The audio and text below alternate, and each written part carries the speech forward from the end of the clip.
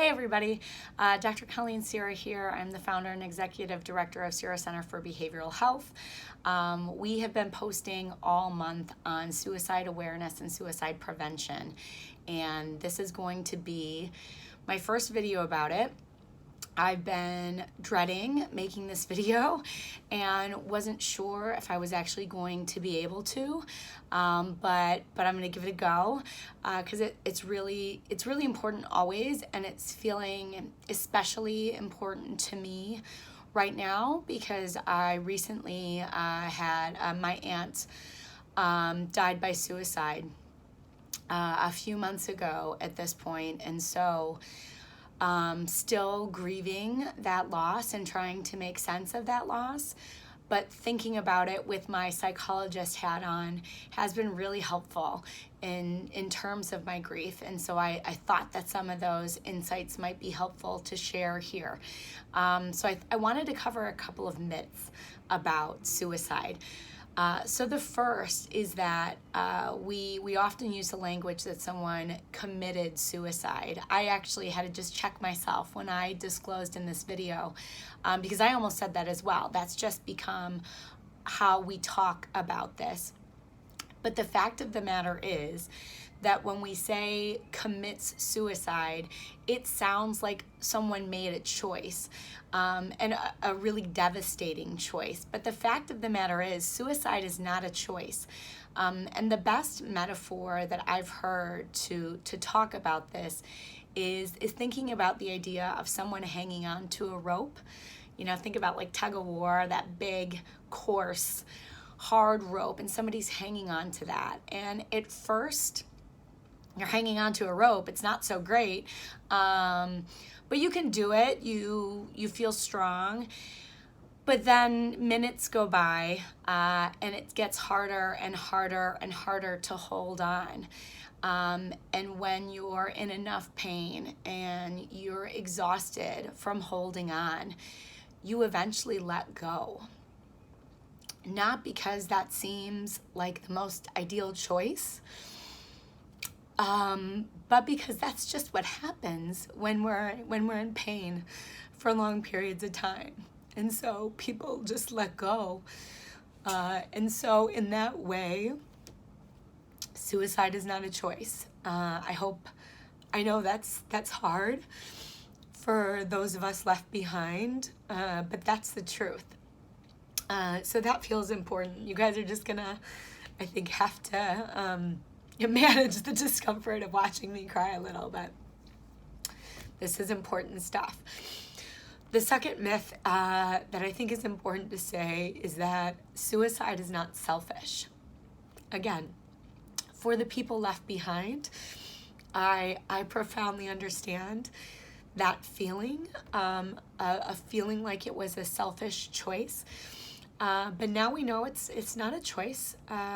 It's not a choice at all.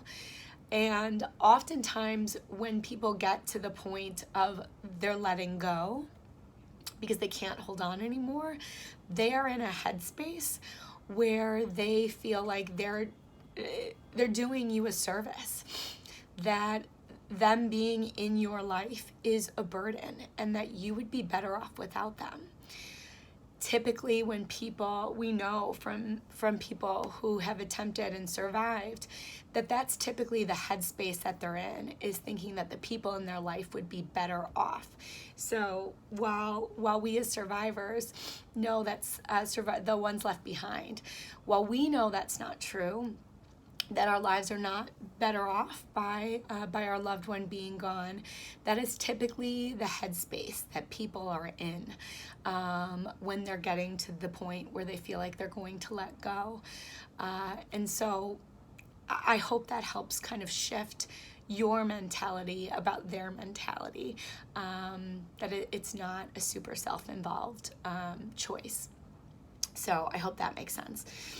And the last kind of myth I want to talk about is this idea that suicide is the easy way out. I've heard that a lot. And again, as somebody left behind, I understand that sentiment. But there's nothing about suicide that's easy, right? when you stop to really think about it, and you imagine the agony that someone must be in when they are following through on something, that a plan that they've had in their head for God knows how long. Nothing about that is easy.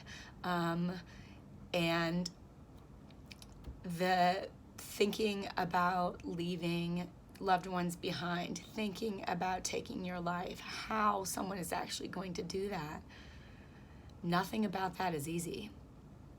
And in fact, people let go because life feels so much harder.